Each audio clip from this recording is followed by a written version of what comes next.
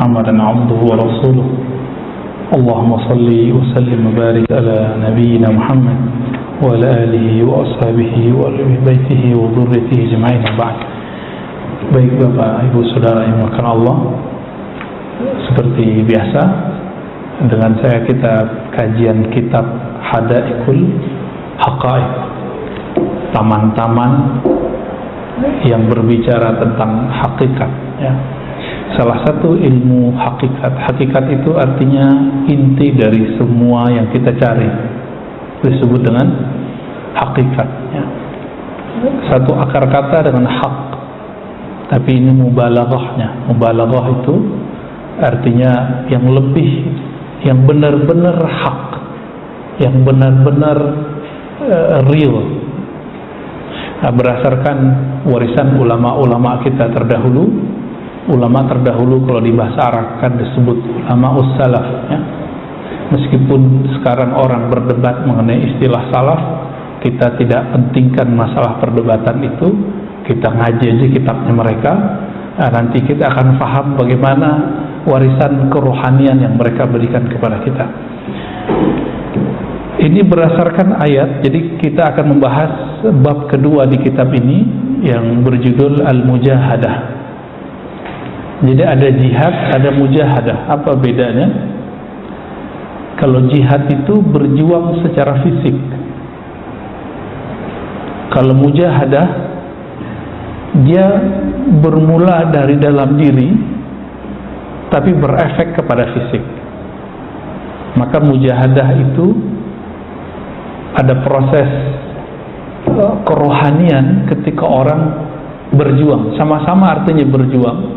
Namun mujahadah lebih diartikan bazlul juhd, mengerahkan keseriusan dalam beramal, disebut dengan mujahadah. Alhamdulillah untuk subuh Bapak Ibu ini sudah boleh disebut mujahadahnya lolos. Alhamdulillah ya. Tapi untuk salat witirnya udah lolos belum? Ya. Apa kata Nabi? Autiru ya ahlal Quran. Hadis Imam Tirmizi, hadis sahih. Berwitirlah wahai pencinta Quran, wahai keluarga Al-Quran. Apakah kita termasuk keluarga Al-Quran? Maka dilihat dari istiqomah berwitir. Maka salah satu ciri pencinta Al-Quran pasti dia salat witir. Kata Abu Hurairah radhiyallahu taala anhu, "Awsani khalili," aku diwasiatkan oleh kekasihku Nabi Muhammad sallallahu alaihi wasallam 3 hal. Salah satunya adalah tidak tidur kecuali dalam witir atau berniat untuk witir. Nah, witir minimal 1 rakaat. Kalau bisa 2+1, kalau bisa 11 rakaat. Nah, namun kuantitas tidaklah penting, yang penting adalah kualitas yang kontinu. Walaupun cuma 1 rakaat, 3 rakaat, tapi Bapak kerjakan setiap hari, setiap malam, sudah menjadi kekasih Allah. Innallaha witrun yuhibbul witra. Allah itu witir, mencintai orang yang melaksanakan witir. Nah, semoga kita bisa bermujahadah, dinaikkan Pak nanti. Dinaikkan dari mujahadah subuh, pejuang subuh kata mereka. Jadi pejuang subuh itu kalau diartikan bahasa Arabnya mujahid ya. Mujahadah itu perbuatannya, orangnya disebut dengan mujahid ya.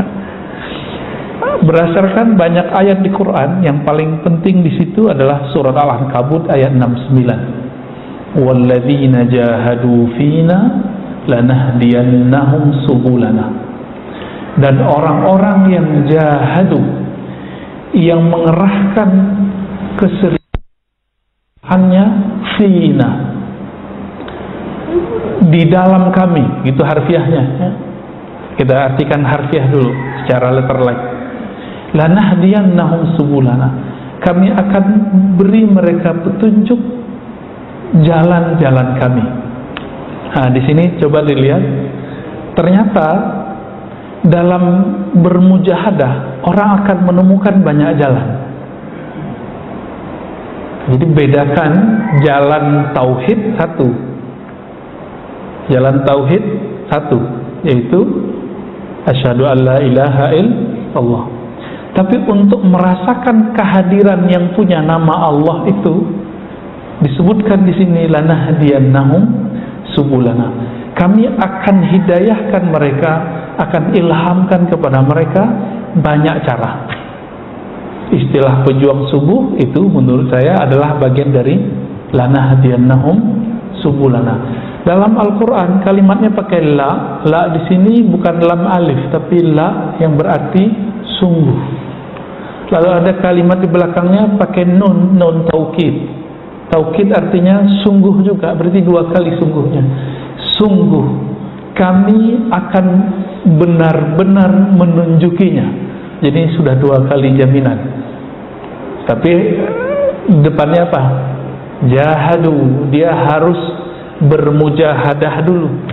Oleh karena itu, untuk mencapai merasakan hadirnya Allah di dalam kehidupan kita, wajib bermujahadah. Jadi nggak boleh kita mikir tar aja deh tua, nggak bisa Pak. Orang yang mudah beramal itu yang tua atau muda, yang sehat atau sakit, yang sering sakit tua atau muda biasanya? Tua. Maka mumpung masih muda, Bapak Ibu, mumpung masih sanggup datang ke masjid, coba mujahadahnya ditambah, keseriusannya ditambah.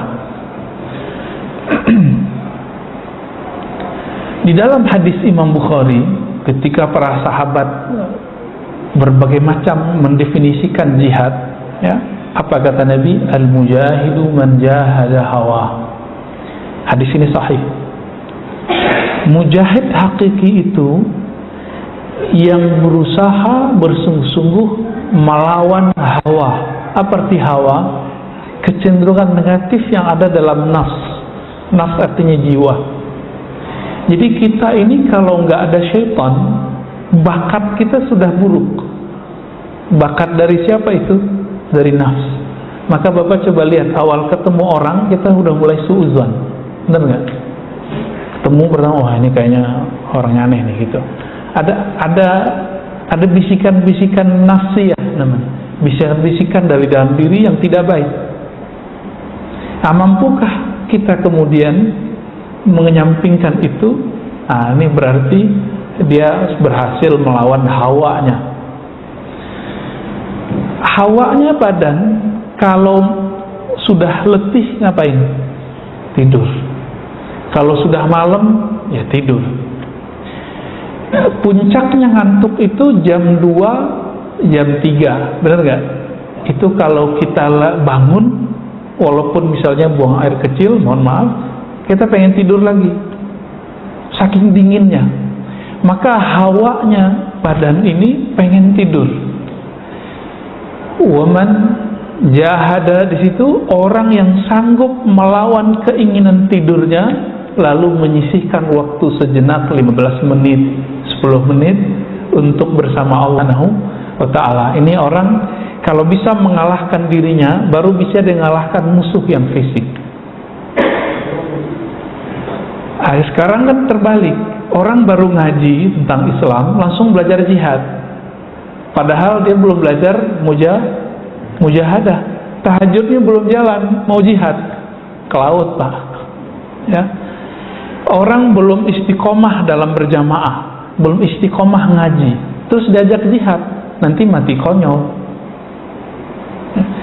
Jihad melawan emosi. Ali bin Abi Thalib dalam riwayat yang sahih, itu ketika bertarung itu beliau hampir nggak pernah kalah. Ketika beliau itu hendak mau menebas leher si musuh, beliau itu nunggu orangnya bersyahadat apa enggak. Ternyata orang itu meludahi Ali bin Abi Thalib. Awalnya beliau ingin menebas leher orang ini karena dia menghujat Allah.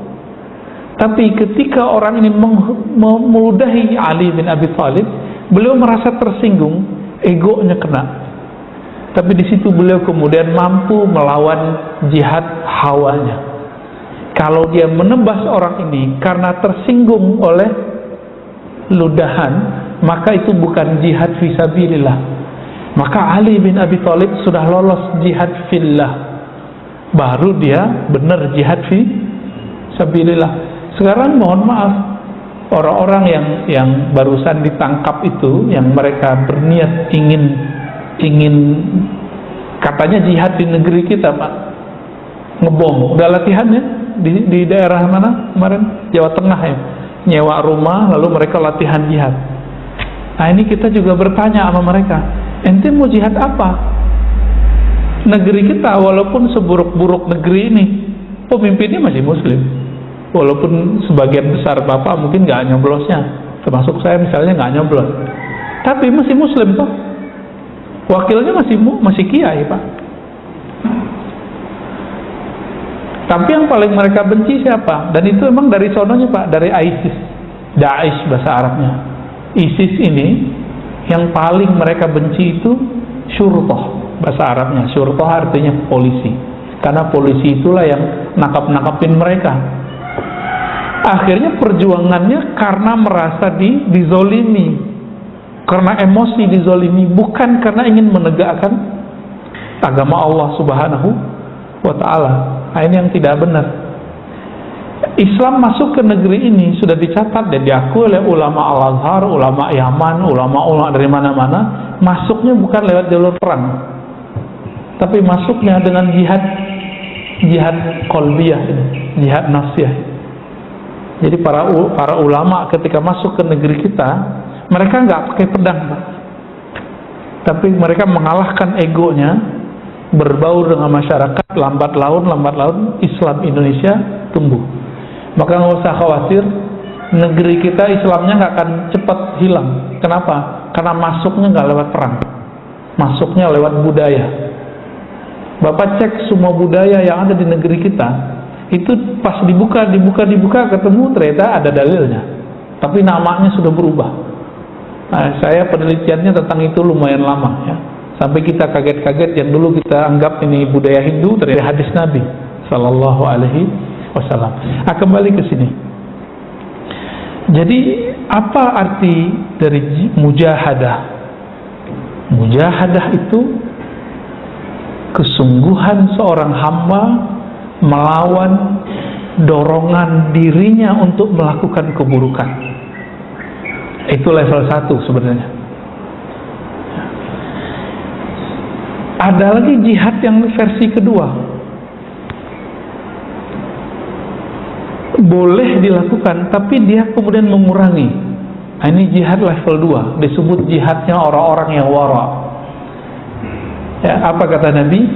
La yablughul 'abdu, tidaklah sampai seorang hamba ya kepada apa? Kepada ketakwaan, hatta yada'a, sehingga ia meninggalkan ma la ba'sa bih, hal-hal yang secara hukum halal. Kenapa? Khawatir terjebak kepada yang tidak halal. Maka yang makruh-makruh itu ditinggalkan, yang halal tapi menyebabkan kepada yang haram itu ditinggalkan. Nah, ini sudah naik level orangnya, jihadnya. Nah, disinilah muncul namanya jihad kalam. Kita ngomong, sembarang ngomong boleh, tapi kalau nggak penting nggak usah ngomong.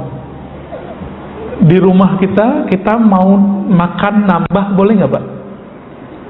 Boleh ya. Tapi kalau mau jihad yang level 2 ini, kita kemudian berpuasa di saat orang nggak puasa, kita nggak nambah di saat orang nambah. Itu boleh aja tidur kapanpun, tapi kita kurangi tidurnya. Nah, ini sudah masuk bagian dari jihad level 2. Nah, di dalam kitab ini dikatakan bahwa jihad itu atau mujahadah itu dapat dibagi 2. Ada mujahadah orang awam, orang umum, kebanyakan kita. Itu mujahadahnya, perjuangan melawan dirinya, itu lebih fokus kepada taufiyatul a'mal, menyempurnakan amal yang zahir. Nah, ini hati-hati, Pak. Dari dulu kita di sini nih. Maka pertanyaan orang awam kepada gurunya, ustadznya selalu, "Ustadz, bolehkah ini, bolehkah itu? Ustadz, apa pahalanya melakukan ini? Ustadz, apa dalilnya melakukan ini? Selalu begitu. Pahala, dosa, boleh, tidak boleh. Sunnah, bid'ah, halal, haram. Ini pertanyaan orang awam. Tapi saya lihat sebagian bapak ibu ini sudah naik level rohaninya. Pertanyaannya bukan itu lagi. Bukan berarti pertanyaan yang tadi salah. Pertanyaan tadi benar untuk orang awam. Orang yang sudah berjuang melawan dirinya, kemudian dia ngaji, dia belajar, dia ingin menemukan kelezatan dalam ibadah, tapi nggak ketemu. Maka pertanyaannya bertambah, Ustadz, bagaimana caranya khusyuk? Nah, ini udah naik Pak levelnya. Sudah mulai begitu nggak Pak pertanyaannya? Udah mulai ya? Beneran? Kalau sudah mulai, berarti Bapak mujahadahnya sudah mulai naik.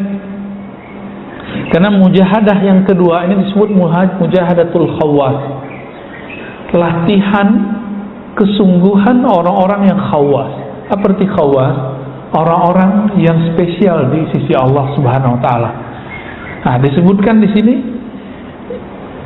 mereka berjuang itu bukan sekedar menyempurnakan amal zahir, tapi tasfiyatul ahwal. Ya, mereka mulai menyempurnakan ahwal rohani. Jadi mereka sudah mulai sadar bahwa orang itu soleh bukan dari zahirnya, tapi dari batinnya. Anak kita takut tidak sholat karena ada sapu lidi mau kita pukulin sama dia atau rotan. Itu lebih baik atau anak kita dia tiba-tiba sadar, saya pengen sholat nih. Nah, mana yang lebih baik Pak? Yang sadar atau yang takut? Nah, kebanyakan kita membayangkan Allah itu menyeramkan. Allah tuh suka menyiksa. Maka kita sering ngomong ke anak, ntar kamu masuk neraka loh gitu ya. Ya. Saya punya kajian, isinya kajian itu membedah kitab yang mengkritik satu aliran. Karena kajian itu sering orang message saya dengan kalimat neraka, neraka, neraka. Ente ntar dihisap loh, ente neraka loh. Jadi orang-orang awam kebanyakan membayangkan bahwa Allah itu suka nyiksa aja gitu. Padahal Bapak cek ya di Quran, Allah lebih sering menyebut Rahman Rahim atau Allah sebagai Dzuntiqam. Ya, yu'adzibu man yasha, itu dikit ya. Mengazab siapa yang dia mau. Ayatnya gak banyak Pak. Tapi setiap surat, selain surat Bara'ah, surat 9, surat Taubah, semua dimulai dengan Rahman Rahim. Rahman Rahim. Maka ciri-ciri orang yang sudah mulai masuk ke mujahadatul khawas, ya, perjuangan rohaninya sudah sampai ke level yang istimewa. Mereka sudah mulai mengenal bahwa diri ini, kolbu kita lebih tepatnya, itu hanya bisa baik sejauh mana dia mengenal nama-nama Allah Subhanahu wa ta'ala. Maka semoga di sini nanti, atau sudah ada ya, kajian Asmaul Husna. Semoga nanti ada khusus ustadz yang mengkaji Asmaul Husna. Kelembutan hati seseorang itu tergantung seberapa banyak nama Allah masuk ke dalam kalbunya. Jadi Bapak kalau pernah berpikir kenapa ya hati saya keras gitu, pertanyaannya sederhana, dijawab dengan sederhana. Karena kamu jarang memasukkan nama Allah ke dalam kalbumu. Kalbu itu makanannya cuma satu Pak, nggak bisa pakai yang lain. Makanan cuma nama Allah. Dalilnya surah Ar-Ra'd ayat 28. Nggak ada yang lain. Al-Anfal ayat 2 ya, nggak ada yang lain, hanya itu. Jadi makanannya kolbu itu hanya menyebut nama Allah. Nama Allah yang diajarkan Nabi banyak, tapi beliau memberikan ada kekhususan pada 99 nama. Orang yang membaca nama ini sebelum dia masuk surga yang hakiki, dia telah merasakan surga bau-baunya di dunia. Apa kata Nabi? Surga itu dapat dicium dari 500 am masirah, dari 500 tahun perjalanan. Maksudnya apa? Semenjak kita di dunia, kita sudah bisa mencium surga. Dalilnya apa lagi setelah dalil yang ini? Ini yang Nabi katakan, idza marartum bi riyadil jannah farta'u. Jika engkau melewati kebun-kebun surga, maka petiklah. Berarti udah ada kebun surga Pak di sini. Ini kabar gembira saja. Ketika Bapak Ibu Saudara yang melakukan Allah merasa tertarik dengan kajian, dengan zikir, berarti sudah mulai mencium bau surga. Betah kalau duduk. Aslinya kita duduk lama begini betah nggak Pak? Nggak betah. Tapi kalau Bapak ini ruhnya sudah mulai mencium bau surga, maka akan mulai menikmati kebun-kebunnya. Nah, ini baru riyadul jannahnya. Riyadul jannah itu di dunia itu ada dua. Pertama ta'lim, yang kedua zikir. Zikir ini bisa ibadah-ibadah yang lain. Inilah yang dikatakan oleh Imam Syafi'i, Imam Thawri, dan imam-imam yang lain, Imam Salafus Saleh. Apa kata mereka? Kalau bukanlah karena ilmu, kalau bukanlah karena tahajud, kalau bukanlah karena majelis zikir, aku tidak memilih tinggal di dunia. Jadi mereka itu betah tinggal di bumi. Kenapa? Karena ada tahajud, ada subuh berjamaah, ada ta'lim. Nah, ini yang bikin mereka betah, Pak. Ada zikir, baik zikir sendiri atau berjamaah. Ini yang bikin betah para ulama kita dari dulu. Nah, semoga kita mewarisi kerohanian mereka. Nah, ini sudah masuk nih mujahadatul khawas, mujahadah orang-orang yang istimewa. Nah, pencirian berikutnya dari orang yang mujahadahnya sudah istimewa ini, mulai ada pergantian karakter. Karakter yang buruk berubah menjadi karakter yang baik. Nah, nanti bisa ditandain, Pak. Ketika kita berkeluarga, kita lebih banyak emosinya atau sabarnya, ya. Ada interaksi dengan pasangan, dengan anak. Nanti dicek nih, subuhnya dan kajiannya sukseskah pagi ini? Bapak nanti kalau di rumah ada hal yang nggak sesuai dengan ego kita emosi atau kita berlapang dada lalu memperbaikinya dengan baik.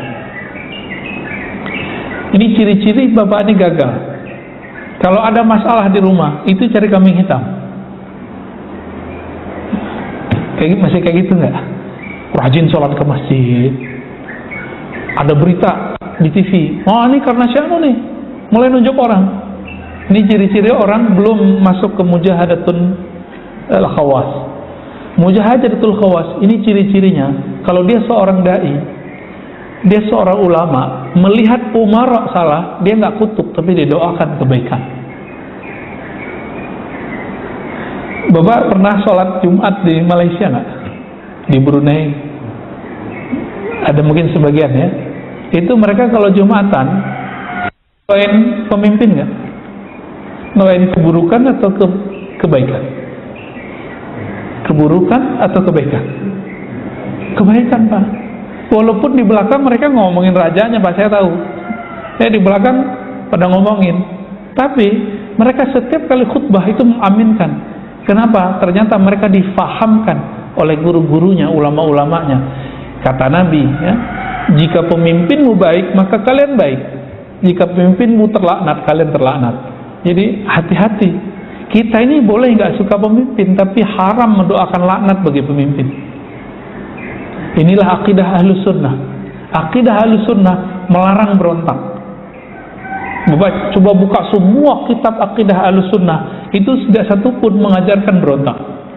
Kata Imam Salafus Saleh, Imam Tahawi, ya, apa kata beliau? Dan kami wanara, ya, kami mengatakan, memantapkan bahwa tidak boleh bagi seorang mukmin, seorang muslim keluar dari pemerintahan yang sah meskipun dia tidak suka. Maka Bapak ini dari melihat berita-berita kemarin, ya, tolong hati-hati, jaga lisannya ketika berkomentar.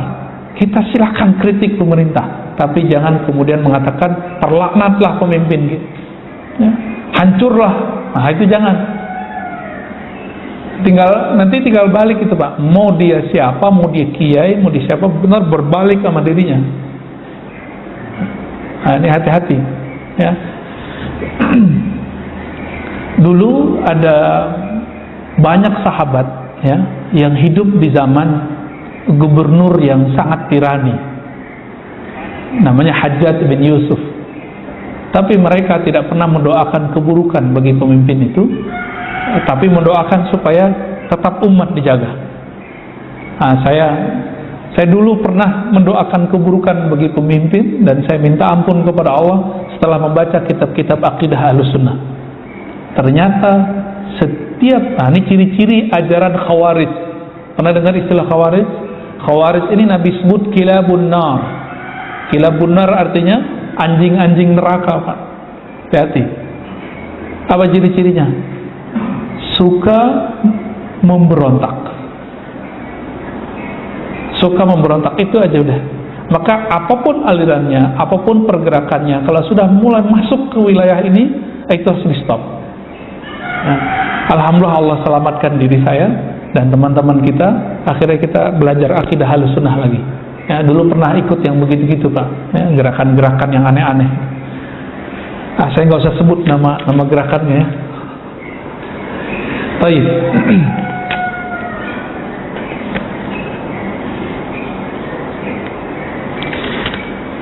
Imam Abu Ali Ad-Daqqaq mengatakan, man zayyana zahirahu bil mujahadah, zayyana Allahu batinahu bi anwaril musyahadah. Kenapa kita belum merasakan nur Allah itu tembus ke dalam kalbu? Ini jawabannya. Karena secara zahir kita belum ada usaha untuk serius beramal. Lalu beliau mengatakan, siapa yang menghiasi zahir dirinya dengan mujahadah, ya, rajin bangun tahajud, rajin ngaji, rajin silaturahim, berprasangka yang baik kepada Allah, kepada makhluk Allah, maka Allah akan beri cahaya dalam kalbunya dengan cahaya musyahadah. Apa arti musyahadah? Musyahadah itu sebutan lain dari ihsan. Apa arti ihsan? Engkau menyembah Allah seakan-akan memandangnya. Nah, seperti Imam Abu Ali Ad-Daqqaq ini bertahun-tahun, Pak. Bahkan Abu Ali Ad-Daqqaq ini sholat isya sama subuh itu 1 kali wudhu. Maksudnya betul, nggak batal wudhunya. Orang sholat subuh pakai wudhu isya, itu artinya apa? Beliau nggak tidur. Apakah ini berlebihan? Enggak. Dulu Sayyidina Umar radhiyallahu ta'ala anhu, ketika beliau merasa beliau nggak dosa, cuma merasa su'ul adab. Apa arti su'ul adab? Merasa dirinya melanggar adab kepada Nabi Sallallahu Alaihi Wasallam. Di tahun ke-6 umat Islam gagal masuk ke Mekah. Bagi Sayyidina Umar, kalau kita benar mesti menang. Tapi Nabi mengalah dan membiarkan dirinya kalah untuk menang sebenarnya. Tapi Umar sudah emosi duluan. Apa kata Umar? Ar-Rasulun anta? Wahai Muhammad, ente benar Rasul nggak? Wahai Muhammad, apakah agama kita benar? Ini pertanyaan biasa sebenarnya. Tapi untuk selevel Umar, beliau merasa bersalah menyinggung Nabi Sallallahu Alaihi Wasallam. Apa yang dilakukan Umar dalam hadis Bukhari dan Muslim? Umar radhiyallahu ta'ala anhu belum melakukan pertobatan 40 hari 40 malam, tidak tidur malamnya, tidak berbuka di siangnya. Ini puasa terus setiap hari. Berapa hari? 40. Bagi kita itu nggak dosa, Pak. Tapi bagi Sayyidina Umar itu dosa. Jadi bagi orang-orang wali-wali Allah, hal-hal yang remeh bagi kita itu bagi dia besar. Suatu kali Syekh Maulana Muhammad Ma'sum, ya, anak dari ahli hadis di New Delhi lama, ya, namanya Ahmad Sirhindi, anak dari beliau namanya Muhammad Ma'sum. Itu beliau masuk masjid, kakinya nggak nyadar masuk pakai kaki kiri. Terus ketika beliau kakinya jatuh ke tanah, ke lantai, sadar, kok saya memasukkan kaki kiri duluan. Ketika sadar beliau langsung pingsan 3 hari nggak bangun-bangun. Kenapa? Merasa dirinya melanggar adab di hadapan Allah Subhanahu wa Ta'ala. Nah, ini hati-hati Pak ya, walaupun kentut di masjid itu nggak haram, tapi untuk adab rohani itu nggak baik. Jadi Bapak kalau mau kentut nanti keluar ya. Ya. Walaupun itu boleh, kan nggak ada dalilnya yang melarang. Anaknya Omar, Abdullah bin Omar, karena melihat ayahnya sangat tinggi adabnya, beliau ambil adab itu. Setiap musim umroh dan haji, beliau tidak berani punya penginapan di sekitar Masjidil Haram, tanah haram. Di mana beliau bikin kemah Pak? Di belakang Ji'ranah. Jadi sebelum nyampe di Mikot, walaupun cuma 1 jarak dari Mikot, beliau di situ. Ketika ditanya kenapa engkau lakukan itu, apa jawaban beliau? Aku malu di tanah haram, tanahnya Allah Subhanahu wa Ta'ala. Ini beliau tahu jika bermaksiat di sana itu dilihatnya besar di sisi Allah. Sedangkan di tanah luar haram itu enggak. Jadi Bapak Ibu ini pernah enggak umroh, terus teman kita protes, atau jangan-jangan di antara Bapak ini yang protes sama travelnya, ya? Kok hotelnya enggak sesuai dengan bayangan kita, ngamuk-ngamuk. Nah, saya sering melihat Pak, saya bukan ustadz yang sering bawa jamaah, saya jadi jamaah terus.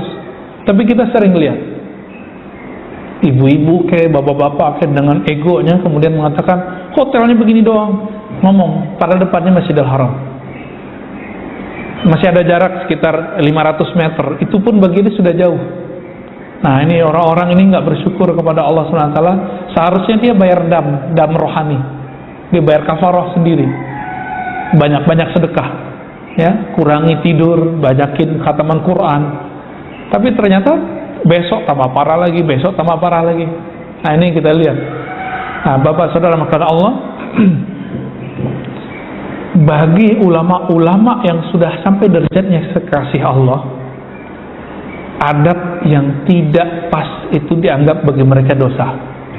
Nah, ini ciri-ciri Bapak ini sudah mulai menapaki jalan-jalan kewalian. Apa ciri-cirinya? Menganggap hal yang ringan menurut orang awam itu berat bagi kita. Nah, seperti Sayyidina Umar, itu beliau kemudian memberikan semacam denda bagi dirinya atau sanksi bagi dirinya jika beliau salah. Ya.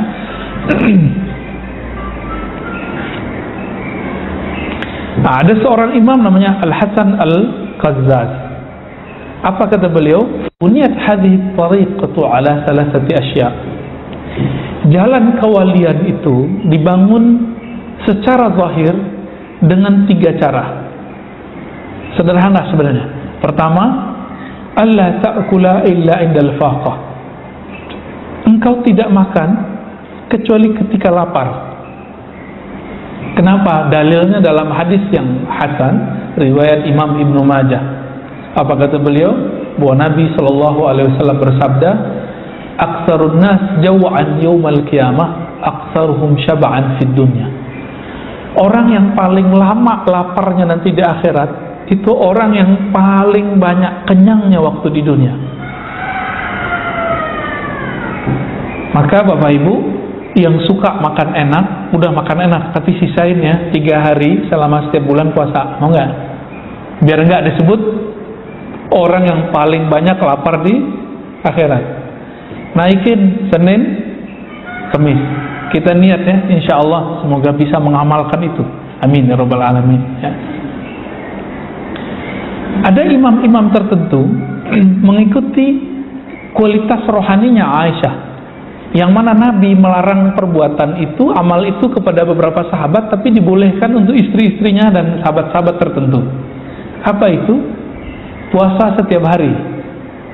Itu amalannya Aisyah. Tapi Nabi larang untuk sahabat tertentu. Jadi Nabi itu ternyata memberikan amalan itu ada kurikulum-kurikulumnya. A dibolehkan ini, dilarang ini.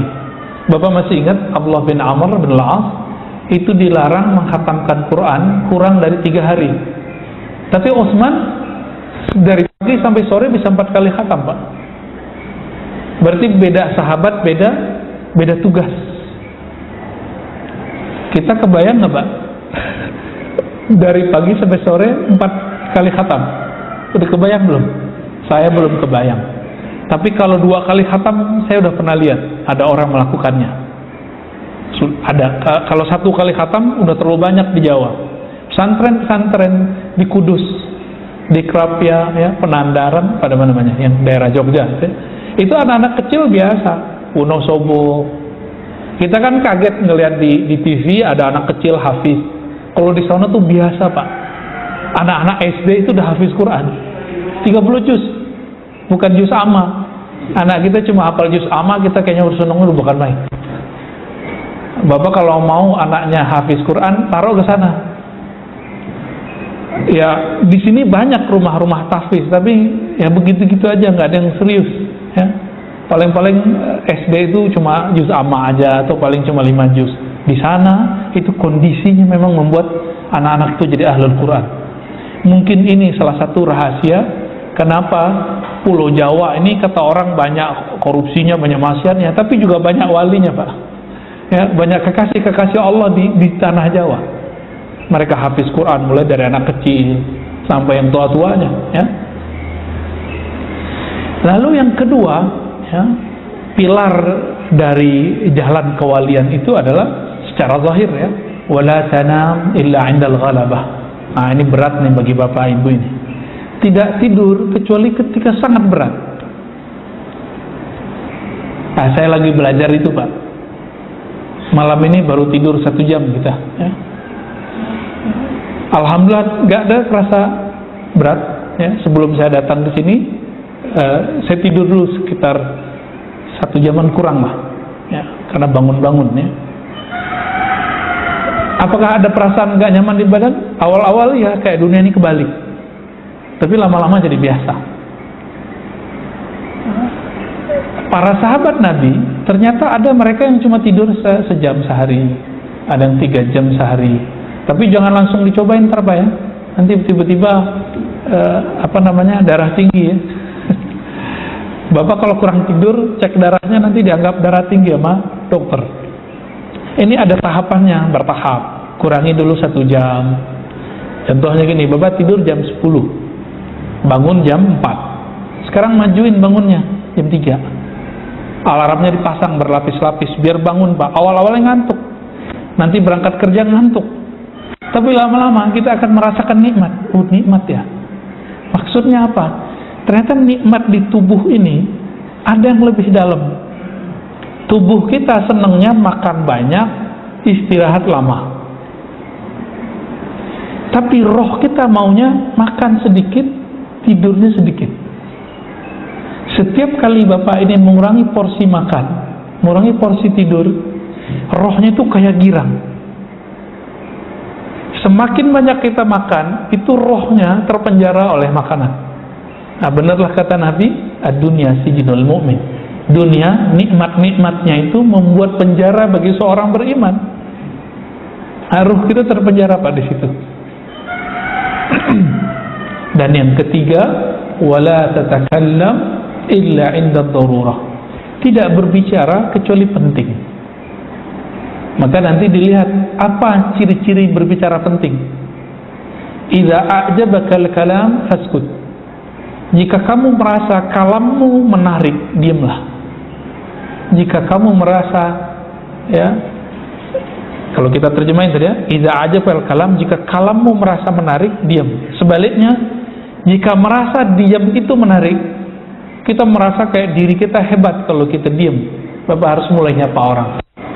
Ini coba cek, ada 2 orang ketemu, tapi tetanggaan baru ketemu, itu saling nunggu, itu, Pak, saling nunggu disapa, benar nggak?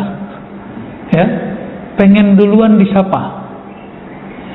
Di saat itu orang ingin mengatakan, kalau gua nih terhormat, menurut dia nih pasti disapa duluan.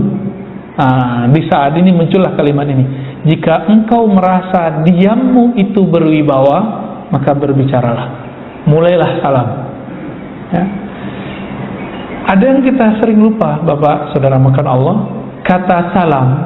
Kenapa kata assalamualaikum itu bagi Nabi itu adalah pintu pembuka cinta kasih kepada manusia. Afsus salam bainakum. Ya. Tebarkan salam di antara kamu. Kenapa? Karena kata assalam itu artinya beda dengan salam bahasa Indonesia. Kalau terjemahan assalamualaikum apa, Pak? Selamat atas, kamu benar gak? Ya. Tapi ternyata kalau kita buka, saya buka ada 4 kitab Asmaul Husna, Imam Ghazali, Imam Zarruq, Imam Qushairi, lalu ada beberapa penulis belakangan, itu nggak ada yang mengartikan selamat. Tapi kata assalam artinya terlepas dari aib dan keburukan dan kemudaratan, masuk ke situ. Jadi kalau ketika mengatakan assalamualaikum, semoga kalian terlepas dari keburukan, aib dan kemudaratan, gitu artinya. Aib itu bisa zahir, bisa batin. Maka include di situ keselamatan. Cuma terjemahannya kok cuma keselamatan atau salam damai kan gitu ya. Nah, ini terlalu sempit maknanya. Dan dianjurkan seorang muslim ketika ba'da salat dia membaca Allahumma antas salam wa minkas salam tabarakta ya dzal jalali wal ikram. Ulama kita melihat kalimat ini bisa dijadikan untuk doa, maka mereka tambahkan doa di antara kalimat ini. Itu boleh dipakai. Gimana bacanya? Allahumma antas salam wa minkas salam wa ilaika, gitu ya. Ya'udus salam fahayyina. Hidupkan kami dalam keselamatan, masukkan kami ke negeri surga yang penuh assalam, kedamaian.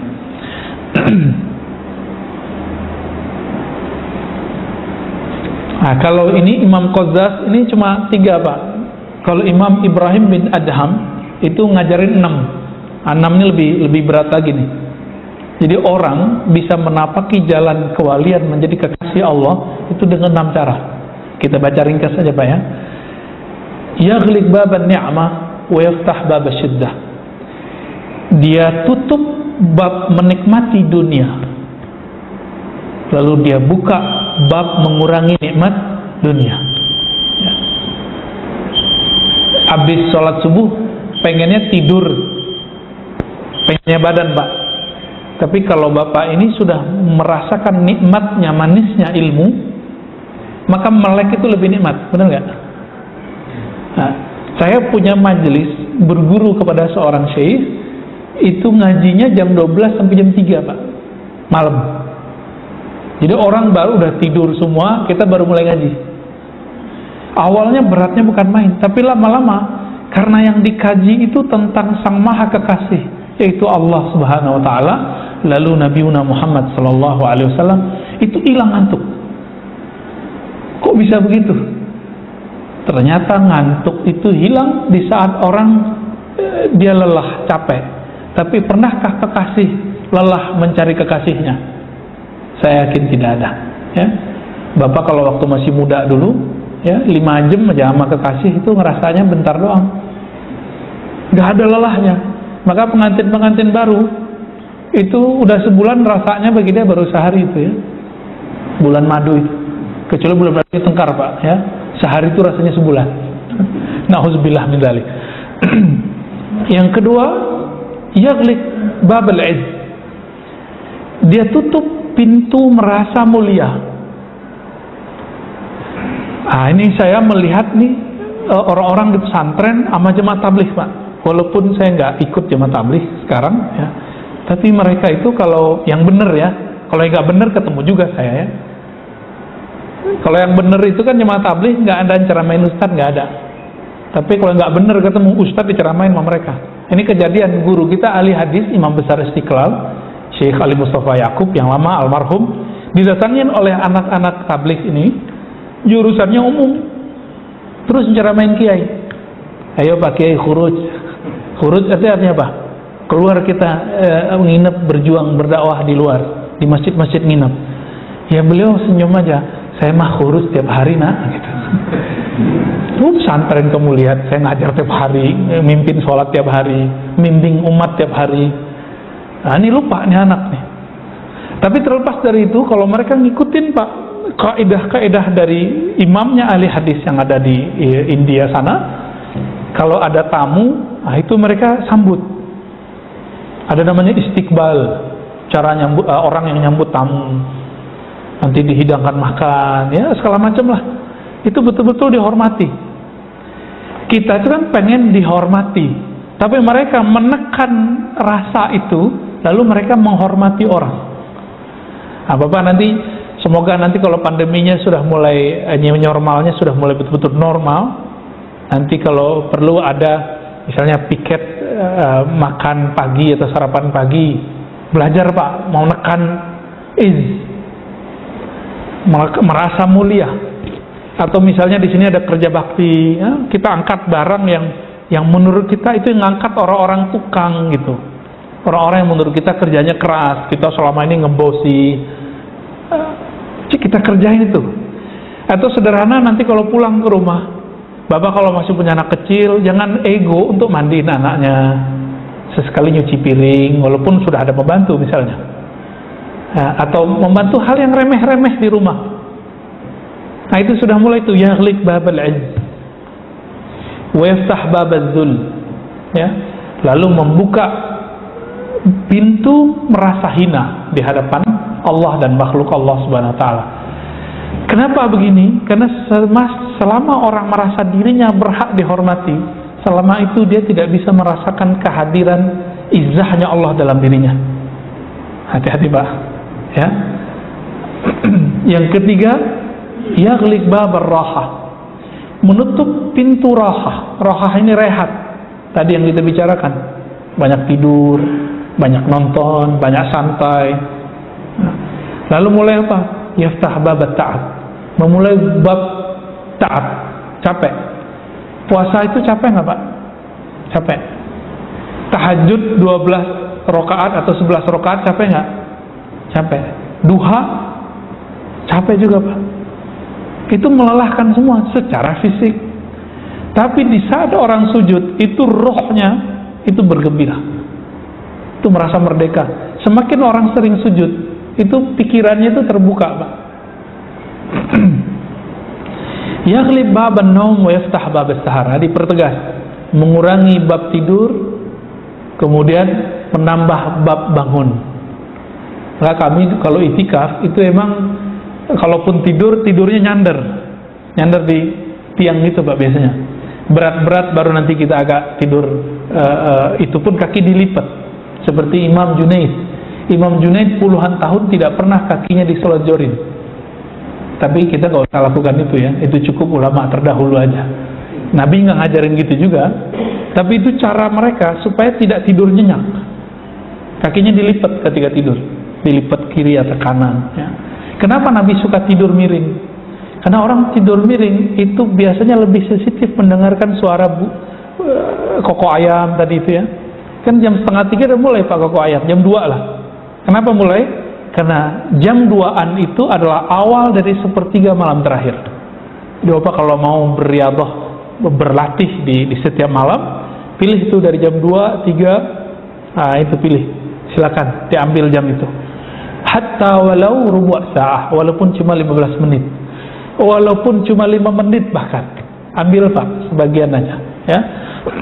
Bahasa kasarnya begini. Setiap malam itu dalam hadis Imam Bukhari disebutkan yanzilu Rabbuna, Allah turun. Nah ini gak usah diartikan Allah turun secara fisik, karena Allah bukan fisik, hanya Allah yang tahu maknanya. Tapi ini maknanya adalah Allah mengetuk hatimu, mengetuk rumahmu setiap 1/3 malam terakhir. Allah mengatakan, adakah yang bangun untuk sholat? Adakah yang bangun untuk taubat? Adakah yang berdoa? Itu undangan. Jadi hadis qudsi ini hadis undangan untuk bangun setiap 1/3 malam terakhir. Bapak ini ngundang teman, diundang hari pertama nggak datang, besok diundang lagi nggak datang, ketiga nggak datang, keempat masih ngundang nggak? Nggak mau ya? Sama. Kira-kira Allah begitu. Allah lebih mulia dari itu. Kalau malam pertama nggak bangun, malam kedua nggak bangun, malam ketiga nggak bangun, dia malam keempat Allah biarin aja Pak. Jadi roh kita itu Allah kembalikan saat-saat itu, sesaat saja. Kemudian kita mau nggak menutup pintu tidur ini, walaupun cuma 15 menit. Ini saya mau tanya Pak, coba lihat kalau ada orang yang divonis oleh dokter sakit jantung, terus dokter bilang, kamu latihan ya, lari cepat setiap hari setengah jam. Dia jalanin nggak Pak? Dijalanin, kenapa? Pengen sehat jantung. Yang ngomong dokter fisik. Ini sekarang ngomong dokter kolbu Pak. Bapak mau sehat nggak kolbunya? Coba setengah jam atau 15 menit setiap malam itu menyebut nama Allah. Ya Rahman Ya Rahim aja cukup. Ya Rahman Ya Rahim, Ya Rahman Ya Rahim. Kalau Bapak ragu udah baca Bismillahirrahmanirrahim aja sebanyak-banyaknya. Ragu udah baca La ilaha illallah afdalu zikri la ilaha illallah. Zikir paling afdal, paling tinggi itu La ilaha illallah. Udah itu ambil. Ambil ini zikir, dipakai. Walaupun ketiduran, amalin aja. Jadi ternyata tertidur dalam zikir itu anugerah.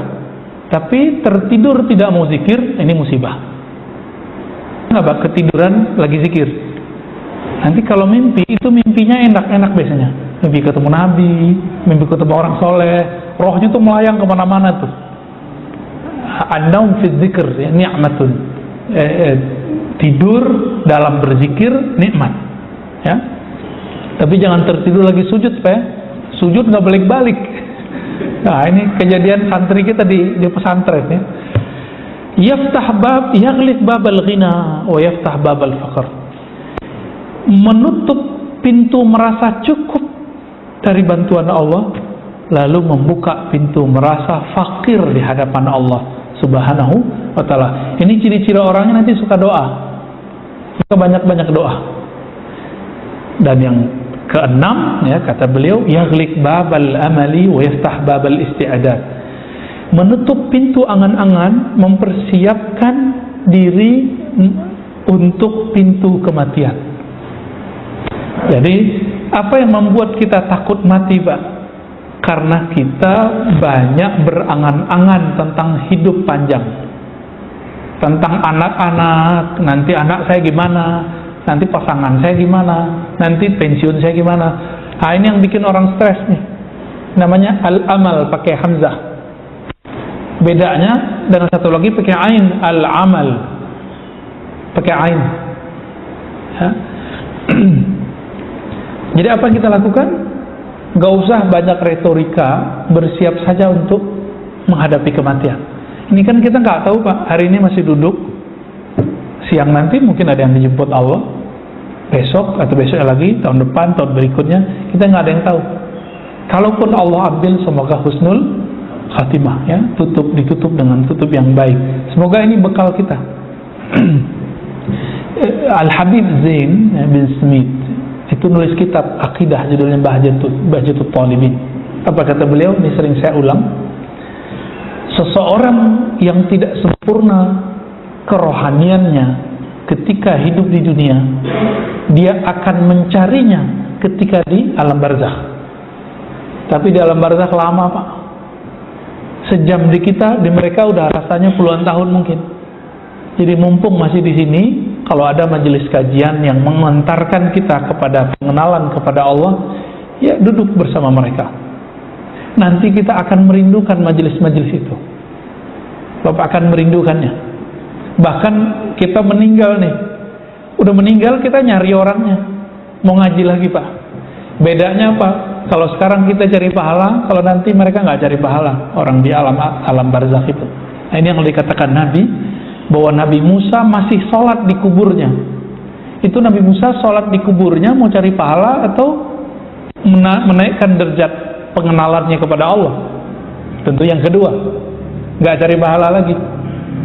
Nah, mumpung masih di sini, cari ilmu tentang mengenal Allah. Insya Allah nanti kita kenyang Pak di sana. Ini masih banyak, tapi saya rasa cukup dulu. Disimpulkan oleh beliau di belakang ya. Kalau ingin berlatih mujahadah, coba dilihat diri kita. Jika orang kaya, selain dari tahajud dan biasa yang lain, zikir, maka latihan mujahadahnya adalah berbagi. Bapak ini kan sudah diberi kemapanan oleh Allah SWT sebagian besar, maka mulailah berbagi.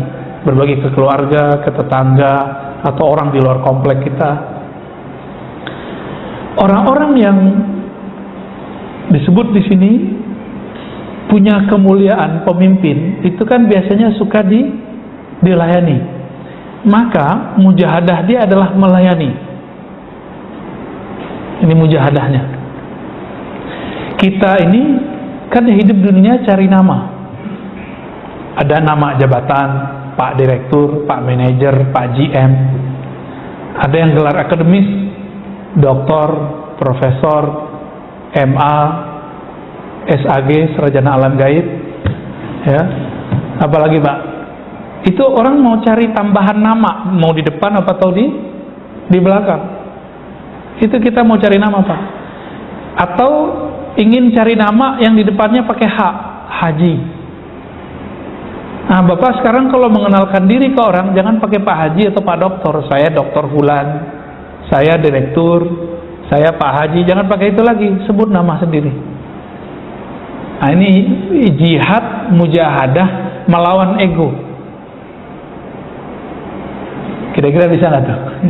Bisa ya, harus bisa Pak. Ya, nanti dicek udah berhasil atau belum. Ketika orang tidak menyebut gelar kita, jabatan kita, kita merasa biasa aja, berarti Bapak sudah normal, sudah sehat kalbunya. Ya, tapi kalau nggak disebut embel-embel Pak Haji, Pak Doktor, Pak Direktur, Pak RT, Pak RW, apalagi Pak Ustadz, ya, atau apapun, berarti belum beres di kalbunya. Nabi Muhammad oleh orang Badui dipanggil apa? Ya Muhammad. Nggak panggil ya Rasulullah. Marah beliau? Enggak. Beliau udah cukup. Ya saya Muhammad, apa salahnya? Ya, terlahir dengan nama Muhammad.